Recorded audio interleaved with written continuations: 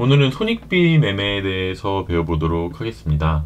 이 강의는 복리매매와 손익비 매매, 돌파매매 세 가지 개념을 함께 아셔야 합니다. 켈리의 법칙이라는 것이 있어요. 켈리의 법칙이란 우리가 꾸준히 투자를 했을 때 장기적으로 수익이 극대화되기 위한 공식이 무엇이냐에 대한 것이에요. 자금 중 내가 300불로 매매를 한다고 했을 때 얼마를 몇 배 레버리지로 투자를 해야 기대 수익이 최대화될 수 있는지에 대해서 제가 정답을 알려드리도록 하겠습니다. 쌤, 레버리지는 몇 배로 하는 게 좋나요? 이런 질문을 많이 주세요. 여기에 정답이 있습니다. 무조건 이대로만 하셔야만 해요. 왜 그런지 제가 실제로 같이 계산을 해보면서 알려드리도록 할게요. 매매를 할 때에는 첫 번째, 손절이 보일 때에만 매매를 하셔야 합니다. 첫 번째 원칙이에요.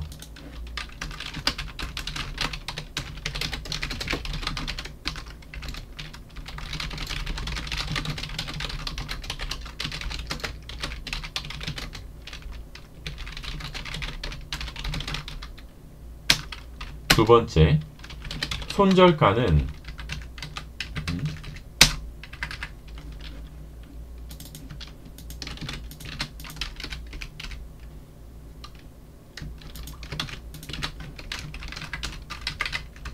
두 번째 원칙, 손절가가 보이면 손절가는 무조건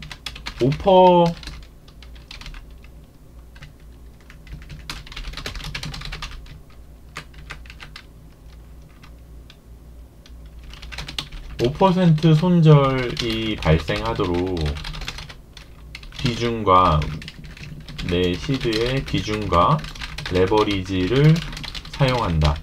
이렇게 하셔야 해요. 이게 정답입니다. 차트로 보여드릴게요. 원리는 밑에서 설명을 하고 일단은 어떻게 해야 하는지 결론부터 말씀을 드리도록 하겠습니다. 자, 우리가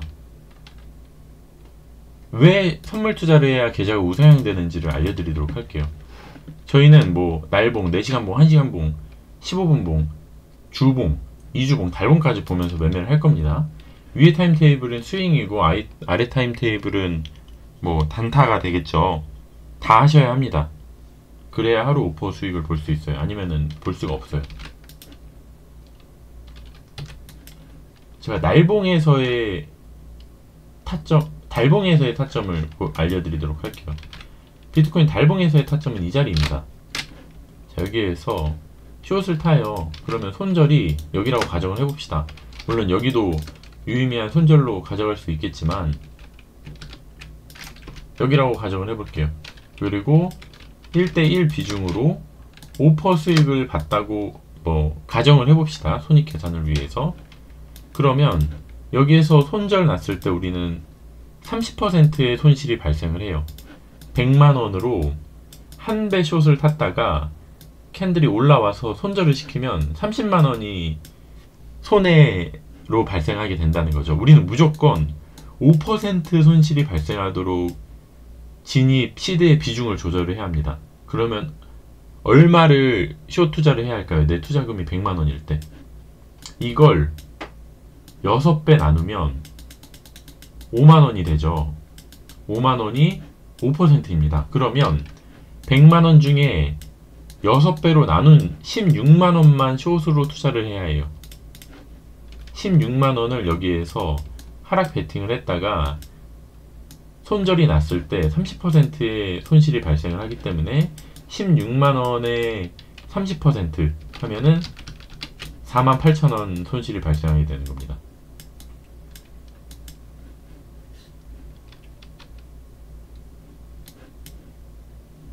(100만원) 중에요. 이해가 가셨나요? 차근차근 설명을 드릴게요. 내 시드에 5% 손실 발생하도록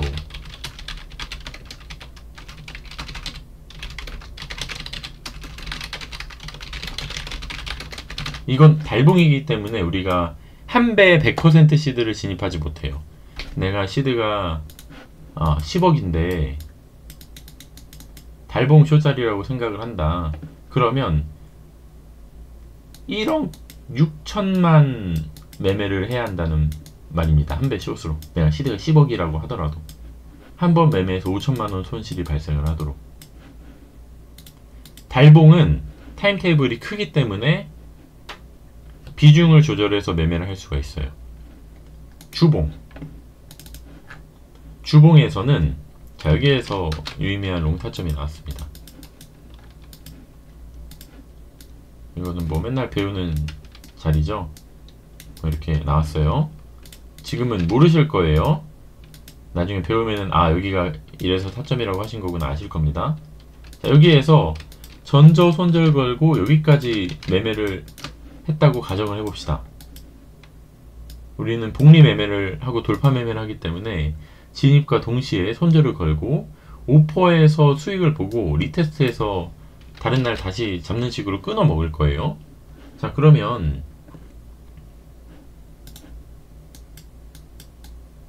자, 여기에서 손절을 했을 때 5% 손절이 발생을 해야 해요. 15%라고 가정을 해봅시다. 이러면 내가 100만원으로 롱 투자를 한다고 했을 때 몇 퍼센트의 비중으로 몇십만원으로 롱을 진입을 해야 5만원 손절 났을 때 5만원 손절이 발생을 할까요? 한번 영상을 멈추고 계산을 해보시기 바랍니다. 정답을 공개하도록 할게요. 15%잖아요. 그러면 3배 많아요. 그러면 33만원만 롱 투자를 해야 합니다. 그래야 33만원에 15% 손실이 발생했을 때 5만원의 손실이 발생을 하는 거예요.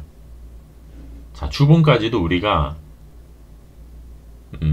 레버리지를 사용하지 않고 매매를 할 수 있어요. 반대로 레버리지를 사용한다고 가정을 해봅시다. 제가 15분봉 매매를 해요. 여기에서 롱 매매를 했다고 가정을 해봅시다. 좋은 자리는 아닌데 좋은 자리로 보시죠. 자, 여기서 했다고 가정을 해볼게요. 이곳에 손절을 걸고 여기서 수익을 보는 방향으로 매매를 해봤다고 가정을 해볼게요. 터지는 걸로 보여드리는 게 낫겠구나. 자, 이렇게 매매를 하다가 여기에서 손실이 발생을 했어요. 여기서 롱 투자를 했다가 여기까지 먹을 거야 하다가 터졌습니다. 그러면 여기에서 손실 발생 시 1%의 손실이 발생하잖아요. 그러면 내가 100만원으로 매매한다고 했을 때 5만원의 손실이 발생하도록 레버리지를 조절한다면 몇 배 레버리지로 매매를 해야 할까요? 5배 레버리지로 하면 되겠죠. 그러면은 1% 손실이 5% 손실이 되는 거고 기대 수익도 5% 수익이 되는 거죠. 이렇게 레버리지를 조절을 하셔야 합니다. 그리고 저희 제자방 카페에 D님께서 이거 계산하는 방법 표로 만들어서 올려주셨거든요. 너무 보석 같은 자료를 주셨어요.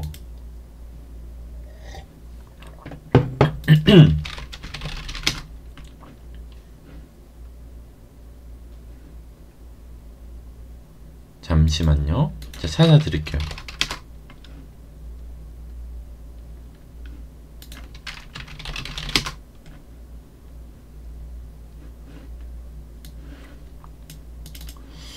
저희 카페에 다 가입하셨죠? 여기는 아무나 못 들어옵니다. 저희 인증된 제자분들만 들어오실 수 있으시고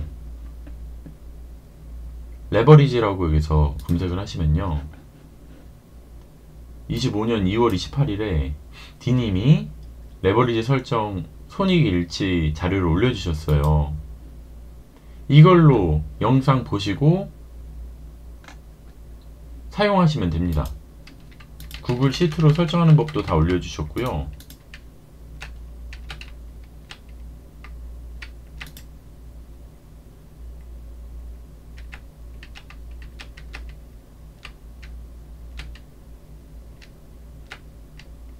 손익비, 손익일지 쓰는 법도 여기 다 올려주셨습니다. 이거 참고하시면은 내가 몇 배 레버리지로 매매했을 때, 자, 보여드릴게요. 엑셀이 안 깔려있네. 여기 없나? 잠시 찾아볼게요. 여기 있다. 자, 이렇게 보시면 화질